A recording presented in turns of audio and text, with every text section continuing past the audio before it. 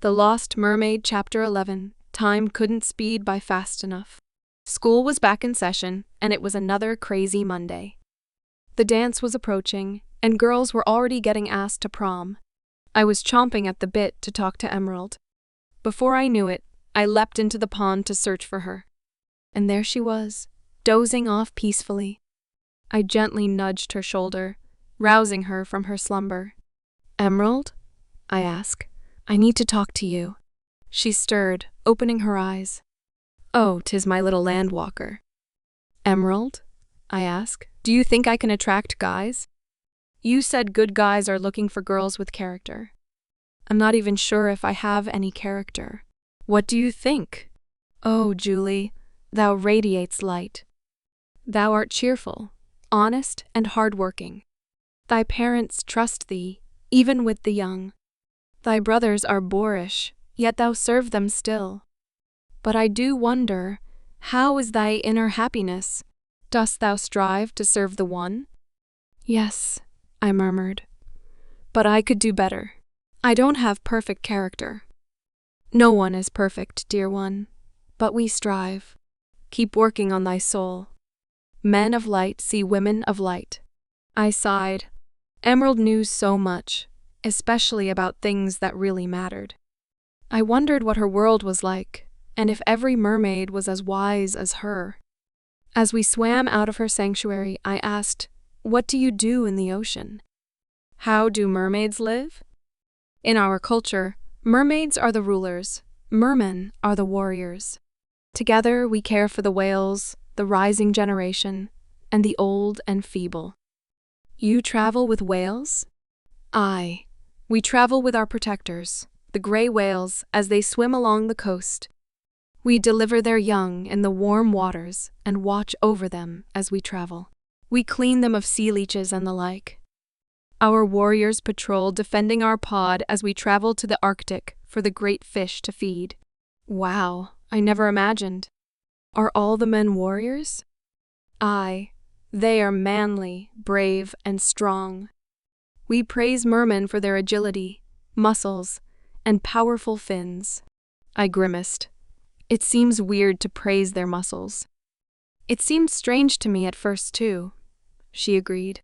"But 'tis simply the truth. Mermaids want to be beautiful, and mermen want to be strong." "I'll trust you," I said. "Mermen desire praise. 'Tis one of the greatest joys of their life. We compliment them. There is something manly about every man, no matter his size, his shape, or his abilities. It may be his masculine hands, his logical mind, or his ability to wield a spear. There is always something to admire. So, I need to give guys compliments?" "Aye, praise and compliment anything good." "Okay," I said. "I understand. But my brothers aren't like that. Your culture seems confused. I do not know if landwalkers know how to treat women, or if they simply will not do it. The women of the land are as amazing as mermaids, but they are objectified and treated like commoners. Perhaps it is because of thy Twiggy papers. I don't know why my culture is the way it is," I said. "In the Great Sawaya, mermaids are sacred to our people. We are honored and precious." I listened intently, trying to imagine a world as beautiful as Emerald described. I remembered a cruel thing my brother recently said to me. He said that if men could reproduce themselves, there would be no point in having women on the earth. It hurt then, and it hurt now. What different worlds we lived in. Emerald continued, drawing my thoughts away. "Thy apparel sways a merman's feelings as well. Never be immodest, but dress to accent thy feminine power. Thy array doesn't have to be rich or fancy. Dress to look fresh, girlish, and feminine. Thy array reminds thy man he is a warrior protecting thee, his chosen queen." "This sounds far out," I said. "I don't think I can do this. Are you sure I need charm? Isn't character enough?" "Perhaps. But charm enhances romance throughout life, not just during courtship. 'Tis a gift that helps to maintain and nourish love." I sighed. This is so much to take in. Julie, men must develop their character and charm as well. A man's character is developed as he does hard things, heavy things, and brave things for thee and thy family. 'Tis a joy for him to serve and protect thee. His charm is developed as well as he learns how to romance thee. When thou finds a real man, he will treat thee like a real woman. My mind took Emerald's words in, tossing them back and forth, trying to decide if I could embrace her ideas. Did I have the courage to try her ideas? This is totally out of my comfort zone, I said, biting my lip. I don't know if I can do this, Emerald. She nodded, validating my discomfort. I hoped she would tell me there was an easier way, but she continued to speak. A merman desires a feminine girl. Thy graceful movements enchant a man. Move with poise and confidence. I don't think that's what matters to the men in my world. It is very different here. Guys seem to like girls who are pretty, giggly, and sleazy. There are some mermen like that too in the Great Sewa. But seek for a good man. A real man wants a woman who can handle disasters with wisdom, love, and light. But they also desire a woman who is swan-like, regal, wise, and prepared. This was depressing. I was the complete opposite of graceful and swan-like. Swallowing my pride, I asked, how do I become feminine? Move with soft, flowing gestures as if in water. Stand tall with good posture radiating light and goodness. I think if I just wore clothes like Twiggy, then Jason would notice me. Twiggy does not hold the secret to thy beauty, Julie. She paused, thinking to herself. Each girl has a unique beauty all her own.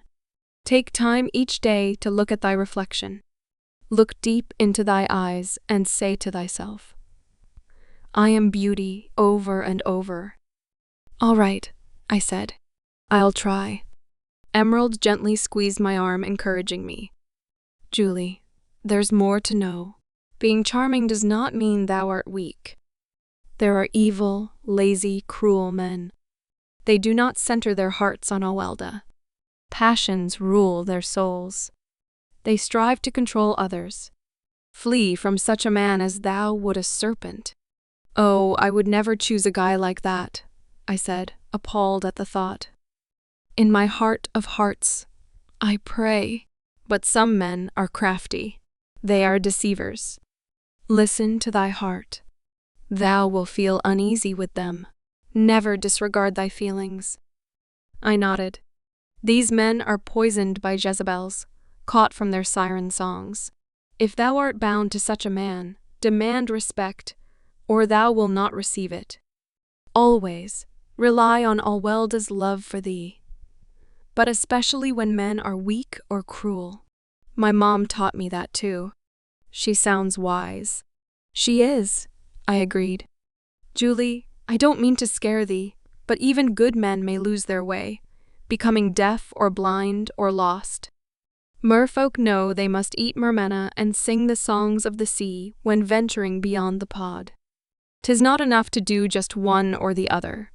Both must be done with a prayer in thy heart to resist the temptations of the vile creatures of the deep. If a merman yields, he shall be seen by the enemy. A few mermen have returned from the darkness, but they have deep wounds. If they don't work to rid themselves of the poison, thou must let them go. Okay, I said in trepidation, hugging Emerald. Please help me figure this out. Always, she said as I turned to leave. She squeezed my hand.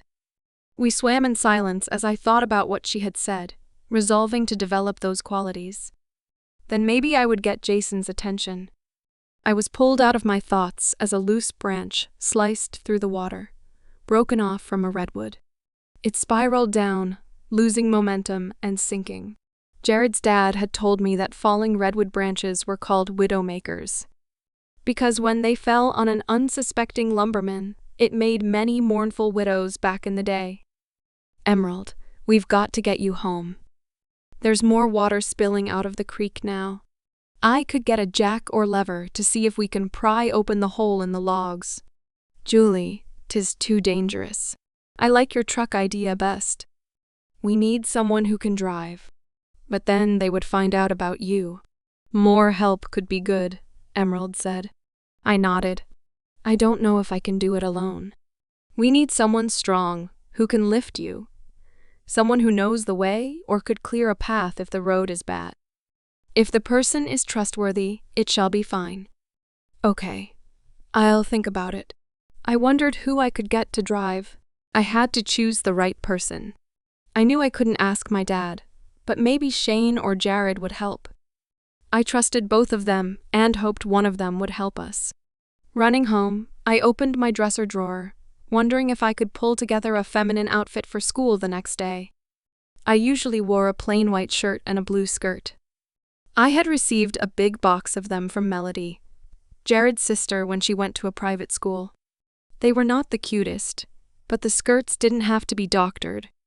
Opening my drawer, I pulled out a pink blouse with puffed sleeves and a coordinating brown skirt.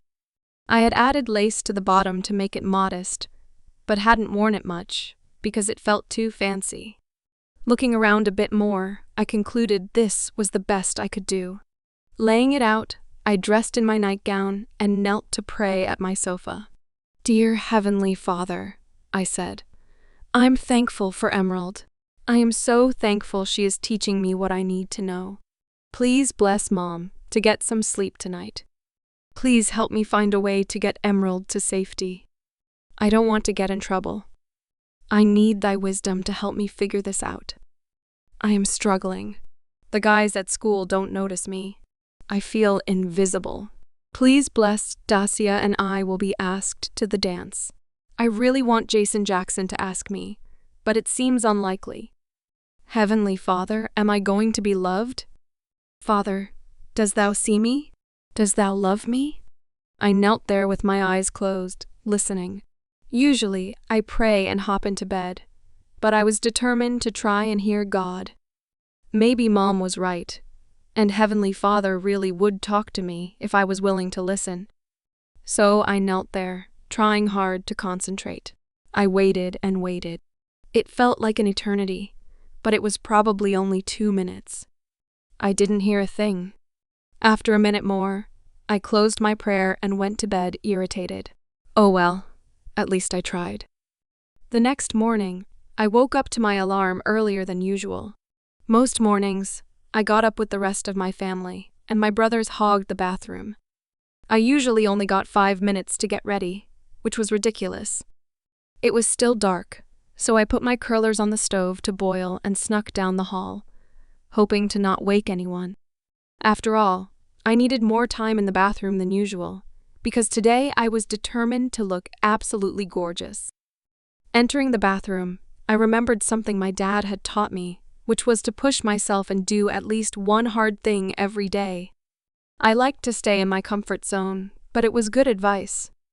I put in the hot rollers, hoping to smooth out my curly hair and put some makeup on. Looking at myself in the mirror, in my pink puffed sleeves, I felt like someone had put a clown costume on a puppet. I hoped I looked all right.